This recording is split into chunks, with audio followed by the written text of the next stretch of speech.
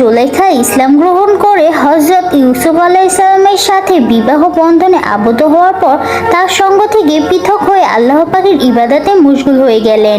হযরত ইউসুফ আলাইহিস সালাম দিনের বেলা জুলাইখাকে কাছে আহ্বান করলে তিনি রাতের আশ্বাস দিয়ে তাকে ফিরিয়ে দিতেন। এমনইভাবে রাতে কাছে আহ্বান করলে দিনের কথা বলে বিরত রাখতেন। এইভাবে তাদের দিন কাটতে লাগলো।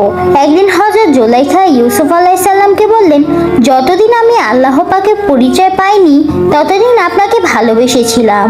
এখন আল্লাহর পরিচয় পাওয়ার পর হৃদয়ের সবটুকু স্থান জুড়ে শুধু তার ভালোবাসাই বিরাজ করছে। সেখানে গায়রুল্লাহর জন্য ভালোবাসা স্থাপনে কোনো অবকাশ নেই।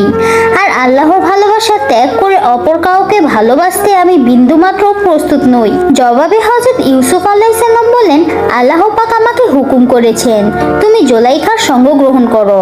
তার গর্ভে আমি 2টি ছেলে সন্তান দান করব।